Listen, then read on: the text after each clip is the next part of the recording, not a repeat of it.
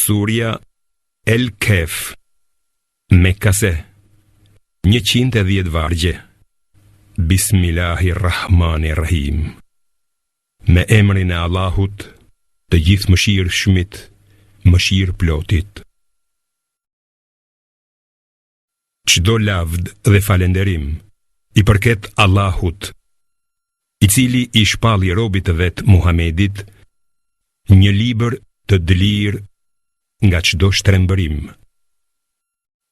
Një libër të drejtë për të paralajmëruar nëpërmjet tij dënim të ashpër për jo besimtarët dhe për t'u dhënë lajmin e mirë besimtarëve, të cilët bëjnë vepra të mira, se për ta do të ketë një shpërblim të bukur, xheneti, në të cilin do të qëndrojnë për herë, si dhe për të paralajmëruar ata që thonë, Allahu ka një birë. Ata nuk kanë kurfar dienie për këtë, as etërit e tyre. Sa fjalë e rëndë është ajo që del nga goja e tyre. Ata flasin vetëm gënjeshtra. A mos vallë, do të vrasësh veten nga pikëllimi nëse ata nuk besojnë në këtë fjalë Kur'an? Çdo gjë që gjendet në tokë, ne e kemi bërë stoli për të provuar se kush prej tyre punon më mirë. Dhe ne do ta bëjmë të shkret gjithçka që gjendet në të. Vallë, a mendon ti se banorët e shpellës dhe rakimit ishin një çudi nga mrekullitë tona? Kur disa djelmosha u strehuan në shpellë dhe thanë, o Zoti ynë, na jep mëshirë nga ana jote dhe përgatitna për sjellje të drejtë. Ne u ambyllëm veshët atyre duke i lënë të flinin në shpellë për shumë vjet. Pastaj i ngritëm për të marrë vesh se cili nga të dyja grupet do ta vlerësonte më mirë sa kohë kishin qenë të strehuar. Ne po ta tregojmë ty historinë e tyre sipas së vërtetës. Ata ishin djelmosha që besonin në Zotin e tyre dhe ne i forcuam në rrugën e drejtë. Ne i forcuam zemrat e tyre kur u ngritën e thanë, Zoti ynë është Zoti i qiejve dhe i tokës. Ne nuk do t'i lutemi asnjë zoti tjetër përveç tij, sepse atëherë do të thoshim një gënjeshtër të madhe. Ky populli ynë ka zgjedhur në vend të tij zota të tjerë, ndonë se ata nuk u sjellin dot asnjë provë të qartë. E kush është keqbërës më i madh se ai që trillon gënjeshtra për Allahun? Kur ju t'i lini ata dhe gjithçka që adhurojnë në vend të Allahut, gjeni stre në shpellë.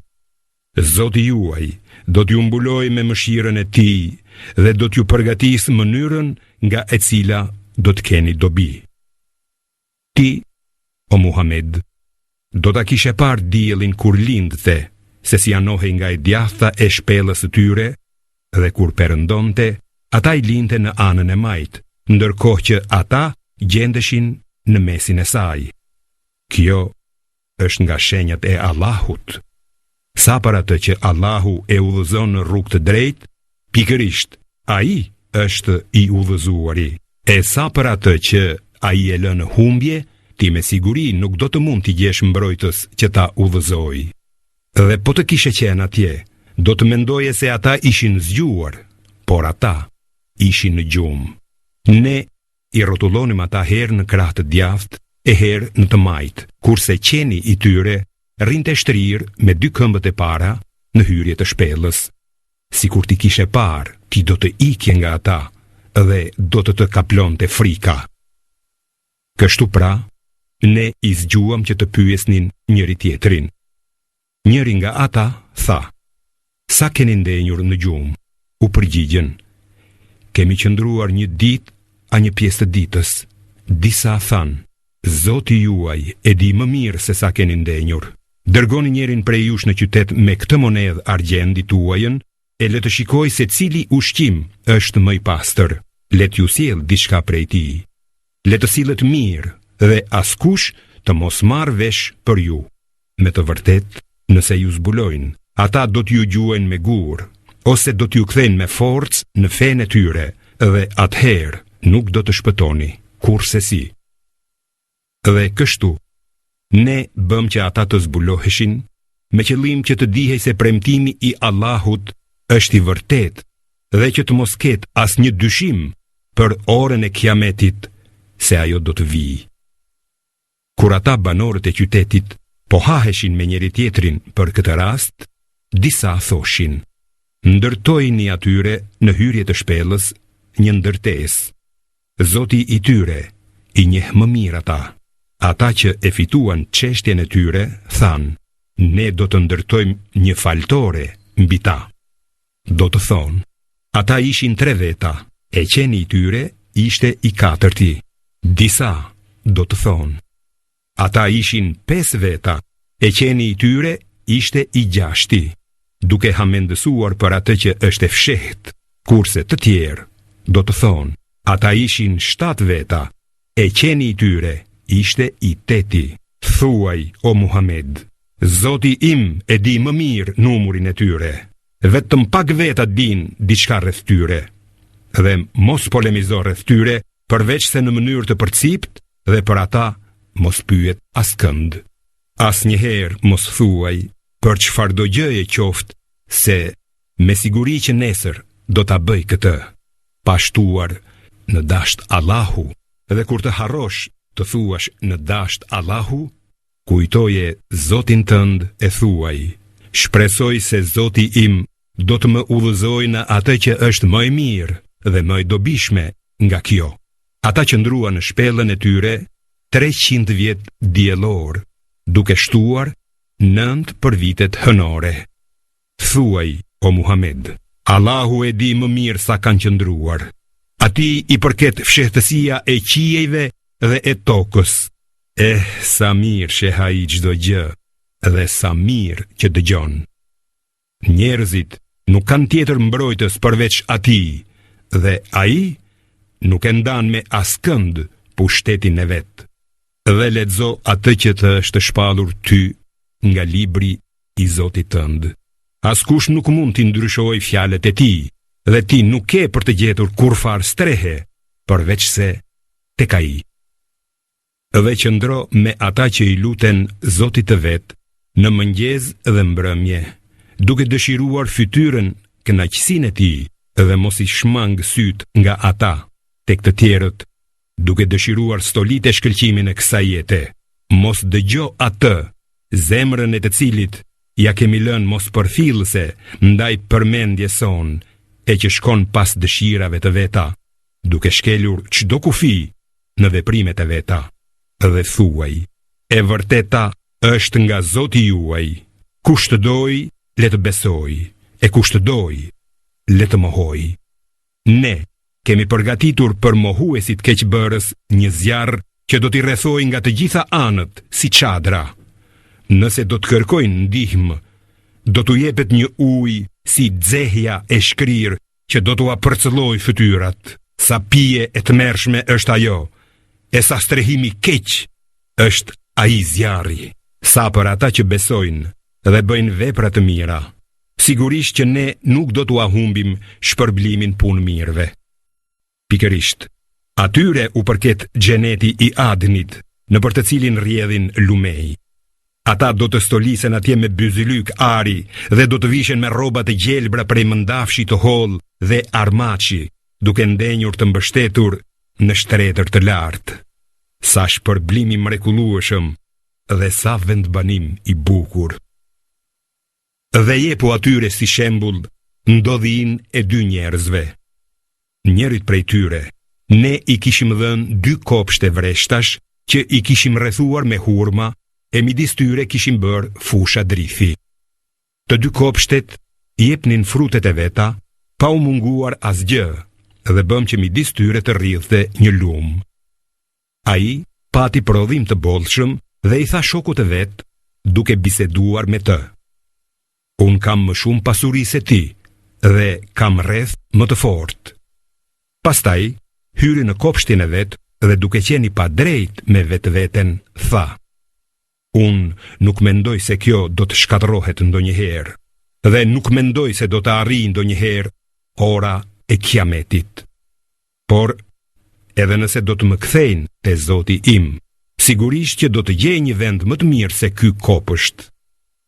Shoku i tij i tha, duke biseduar me të: A e mohon ti atë, i cili të ka krijuar nga dheu, pastaj nga pika e farës dhe të bërim më në fund njeri të plot?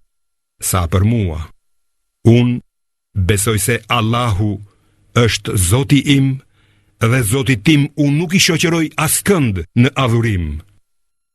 Do të ishte më mirë për ty si kur të kishe thënë, kur hyre në kopshtin tënd: Kështu ka dashur Allahu. Nuk ka fuqi përveç se nëpërmjet Allahut. Nëse ti sheh se unë kam më pak pasuri dhe pasardhës, dije, Zoti im mund të më jap diçka më të mirë se kopshti yt. Ndërsa në kopshtin tënd mund të dërgoj një shkatërim nga qielli e të gdhi rrafsh pa asgjë, ose të bëj që uji i tij kopshtit të humbas në thellësi e të mos mund ta gjesh kurrë më. Dhe pasuria e tij e mohuesit u shkatërrua, kurse ai i rrihte duart për gjithçka që kishte shpenzuar në të, pronën e vet, e që tashmë ishte shkretuar nga rrënjët dhe thërriste. Ah, sikur të mos i kishe shoqëruar Zotit tim askënd. Kështu, ai nuk pati kur fare rrethi që ta ndihmonte kundër Allahut dhe as që ishte në gjendje të mbronte vetveten. Në një rast të tillë, mbrojtja vjen vetëm nga Allahu, i vërteti. Ai është më i miri për të shpërblyer dhe jep përfundimin më të mirë. Jepu atyre shembullin e jetës së kësaj bote. Ajo është si ujë që ne e lëshojmë nga qielli. Bimësia në tokë përzihet me të, por pastaj bëhet si bar i thatë, të cilin e shpërndan era. Allahu është i fuqishëm për çdo gjë. Pasuria dhe djemt janë stoli e jetës së kësaj bote, por veprat e mira që mbeten për herë janë më të mira te Zoti yt sa i përket shpërblimit dhe janë më të mira sa i përket shpresës për shpëtim. Ditën kur ne do t'i shkulim malet, do t'a shohësh tokën të zhveshur dhe do t'i tubojmë të gjithë njerëzit, pa lënë askënd prapa. Ata do të sillen të radhitur para Zotit tënd e do të thuhet: Tashmë na erdhët, ashtu siç ju krijuam herën e parë. Ndonë se ju, o jo besimtar, pretendonit se nuk do t'ju caktonim një takim, ringjalljen, dhe libri i veprave të tyre do t'u vihet përpara, e do t'i shohësh gjunaqarët se si do të tmerrohen nga ato që gjenden në të dhe do të thonë: Të mjerët ne, çfarë është ky libër që nuk paska lënë asnjë vepër të madhe apo të vogël, pa e shënuar atë? Aty do të gjejnë të shënuar gjithçka që kanë punuar. Zoti yt nuk i bën pa drejtësi askujt. Kur u tham engjëjve, përuluni në sejdë para Ademit, ata u përulën, përveç Iblisit. Ai ishte një nga gjindet dhe nuk ju bind urdhërit të Zotit të vet. Atëherë, a do ta merrnit atë dhe pasardhësit e tij për mbrojtës në vendin tim? Edhe pse ata janë armiqtë tuaj, sa këmbimi shëmtuar që është ky për keqbërësit. Unë nuk i bëra ata dëshmitar të krijimit të qiejve dhe të tokës, e as të krijimit të vet atyre, dhe sigurisht që unë nuk mund t'i marr si ndihmës ata që çojnë të tjerët në humbje. Ditën kur ai do të thotë: Thirrini ata që ju mendoni se janë shokët e mi, ata do t'i thrasin, por nuk do të marrin përgjigje prej tyre, dhe ne do të vendosim ndërmjet tyre barierë. Të ligjt do të shohin zjarrin dhe do të binden se me të vërtet do të bien në të dhe nuk do të gjejnë largim prej atij. Sigurisht, Në këtë Kuran, ne u kemi shpjeguar njerëzve çdo lloj shembulli, por njeriu kundërshton më tepër se çdo krijesë tjetër. Çfarë i pengon njerëzit të besojnë kur u vjen udhëzimi dhe të kërkojnë falje nga Zoti i tyre? Apo presin vetëm që të pësojnë fatin e popujve të parë, ose që t'u vijë dënimi i hapët? Ne i çojmë të dërguarit vetëm si përcjellës të lajmit të mirë dhe paralajmërues. Por mohuesit e besimit polemizojnë me argumente të rreme për ta dobësuar të vërtetën, ndërsa shenjat dhe paralajmërimet e mia i marrin për tallje. Kush është më i padrejtë se ai që kur ja kujtojnë shpalljet e Zotit të vet, largohet nga ato dhe harron çka kanë bërë duart e tij më parë? Ne kemi vënë perde në zemrat e tyre që të mos e kuptojnë atë Kuranin dhe ua kemi rënduar veshët. Edhe sikur ti therrasësh ata në rrugën e drejtë, ata kurrë nuk do të udhëzohen. Por Zoti yt është falësi plot mëshirë. Sikur ti dënonte ata për çfarë kanë bërë, ai do t'ua shpejtonte dënimin. Por ata i pret një çast i caktuar, nga i cili kurrë nuk do të shpëtojnë. Ato qytete ne i shkatëruam kur banorët e tyre bënd të këqija, dhe për shkatërimin e tyre ne kishim caktuar një afat. Kujto, kur Musai i tha djaloshit që e shoqëronte, nuk do të pushoj se ecuri, derisa të arrijë në vendin ku takohen dy detet, edhe nëse do të më duhet të udhëtoj për shumë kohë.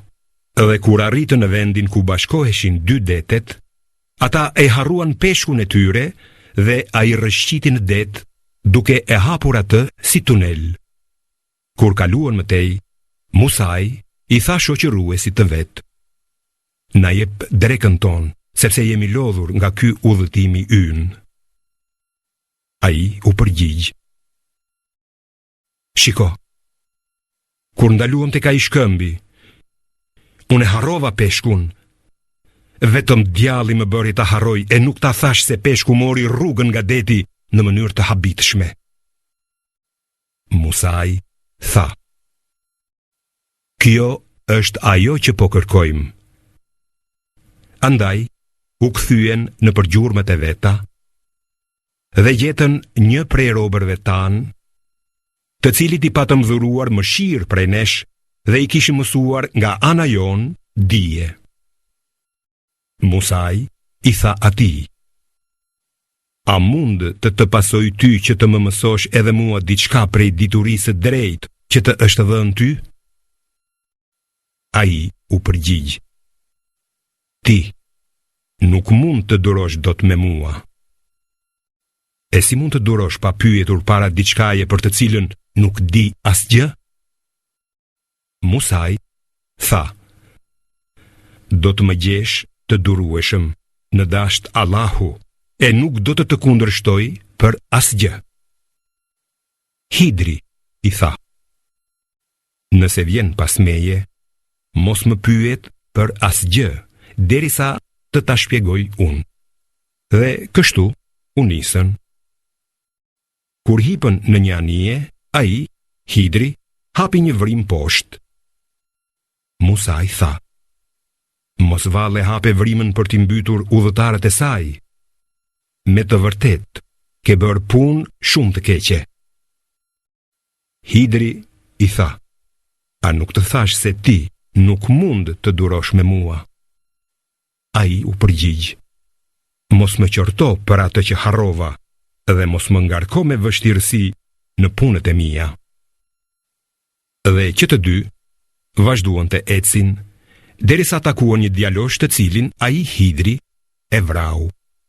Tha Musai: përse vrave një njeri të pafajshëm që nuk ka vrar askënd?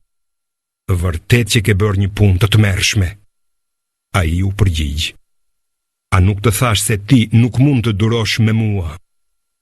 Musai tha: nëse pas kësaj do të pyes sërish për çfarë do gjëje, atëherë mos më mbaj më në shoqërinë tënde. Tashmë ke arsye të mjaftueshme nga ana ime për t'u ndarë prej meje. Dhe që të dy vazhduan të ecin, derisa arritën në një fshat dhe u kërkuan banorëve të tij që t'u jepnin për të ngrënë, por ata nuk i pranuan mysafir. Aty ndeshën një mur që ishte duke u rrëzuar dhe ai hidri e drejtoi. Musaj tha: "Sikur të kishe dashur ti, mund të kërkojesh përblim për këtë." Ai tha: "Kjo është ndarja ndërmjet meje dhe teje. Unë do t'i shpjegoj ty ato gjëra për të cilat nuk mundet të durosh." Sa i përket anijes, ajo ishte pronë e disa të varfërve që punonin në det. Unë desha ta dëmtoj, sepse prapa tyre gjendej një mbret i cili merrte me dhunë çdo anije të mirë. Sa për djaloshin, prindërit e tij ishin besimtar. Ne e dinim se dashuria për të do t'i çonte ata në të keqe dhe mohim, dhe dëshiruam që Zoti i tyre në vend të atij t'u jepte një më të mirë, më të pastër dhe më të mëshirshëm. E sa i përket murit, ai u takonte 2 djelmoshave jetim në qytet dhe nën të gjendej një thesar i tyre. Babai i tyre kishte qenë njeri i mirë, prandaj Zoti yt dëshiroi që ata të arrinin moshën e pjekurisë e ta nxirrnin thesarin e tyre, si mëshirë nga Zoti yt. Unë këtë nuk e kam bërë sipas gjykimit tim. Ky është shpjegimi i asaj për të cilën ti s'munde të duroje. Ata, hebrejt, të pyesin ty, Muhammed, për Dhul-Karneinin. Thuaj: unë do t'ju tregoj disa lajme për të. Ne i dham atij mundësi në tokë dhe i dham mjete e rrugë për të arritur çdo gjë. Kështu që ai u nis në një rrugë. Kur arriti në vendin e perëndimit të diellit, pa se ai po ulej në një burim të zi balte dhe në afërsi të tij gjeti një popull. Ne tham: o Dhul-Karnein, mund t'i ndëshkosh ata, ose mund t'u bësh mirë atyre. Ai tha: sa i përket atij që bën të këqija, ne do ta ndëshkojmë, e pastaj do të kthehet te Zoti i vet, i cili do ta ndëshkojë me një dënim të rëndë. Sa për atë që beson dhe bën vepra të mira, atij i takon shpërblimi më i mirë dhe do t'i premtojmë atij lehtësira. Pastaj ndoqi një rrugë tjetër. Kur arriti në vendin e lindjes së diellit, ai e pa të lindte mbi një popull të cilit ne nuk i kishim dhënë gjë për t'u mbrojtur nga dielli. Kështu ndodhi, dhe ne dinim gjithçka për të. Pastaj mori një rrugë tjetër. Derisa kur arriti në mes dy malesh, gjeti rreth tyre një popull i cili pothuaj nuk kuptonte as një të folme. Ata than: o Dhul-Karnein, vërtet, Jexhuxhët dhe Mexhuxhët janë gatrestar në tokë. A të japim një pagesë që të ndërtosh një pend midis nesh dhe atyre? Ai tha: ajo të cilën ma ka mundësuar Zoti im është më e mirë nga pagesa juaj, por më ndihmoni mua me krah. Do të ndërtoj një pend midis jush e atyre. Më sillni blloqe hekuri. Dhe kur ai i rrafshoi 2 anët e thepisura të maleve, tha: fryini zjarrit derisa hekuri të skuqet si zjarri. Pastaj tha: më sillni bakër të shkrirë që ta hedh në të. Kështu, ata, Jexhuxhët dhe Mexhuxhët, nuk mundën që ta kapërcenin pendën dhe as nuk mundën që të hapnin vërim në të. Ai tha: kjo është mëshirë nga Zoti im. Kur të vijë premtimi i Zotit tim, ai do ta rrafshojë atë pendën. Premtimi i Zotit tim është gjithnjë i vërtet. Atë ditë, ne do të bëjmë që të vërshojnë njëri mbi tjetrin si valet e detit, dhe do t'i fryhet surit e do t'i tubojmë që të gjithë së bashku. Atë ditë, do t'u atregojmë haptazi xhehenemin mohuesve, të cilët i kishin sy të mbuluar para këshillave të mia, dhe të cilët nuk mund të dëgjonin. Vallë, a mendojnë mohuesit se do të mund t'i zgjedhin robërit e mi si mbrojtës në vendin tim? Ne e kemi përgatitur xhehenemin si vend banim për mohuesit. Thuaj, a doni t'ju lajmëroj për ata që më së shumti humbasin nga punët e veta? Për ata, përpjekja e të cilëve ka qenë kot në jetën e kësaj bote, ndërkohë që mendonin se po bënin vepra të mira. Këta janë ata që nuk kanë besuar në shpalljet e Zotit të tyre dhe në takimin me të. Punët e tyre do të fshihen, andaj ne nuk do të vëmë kurfar peshe për ta për veprat e tyre në ditën e Kiametit. Shpërblimi i tyre do të jetë xhehenemi për shkak të mohimit të tyre dhe për shkak se talleshin me shenjat e mia dhe të dërguarit e mi. Me të vërtet, ata që besojnë dhe bëjnë vepra të mira do të kenë për banesa kopshtet e Firdeusit, ku do të qëndrojnë për herë, duke mos dëshiruar asnjë ndryshim. Thuaj, sikur deti të ishte boj për të shkruar fjalët e Zotit tim, sigurisht që ai do të shterrej para se të soseshin fjalët e Zotit tim, edhe sikur ne të sillnim si ndihmë edhe një det tjetër si ai. Thuaj, unë jam vetëm një vdekatar si ju, që më është shpallur se Zoti juaj është një Zot i vetëm. Kështu, kush shpreson takimin me Zotin e vet, le të bëj vepra të mira dhe të mos i shoqëroj askënd në adhurim Zotit të vet.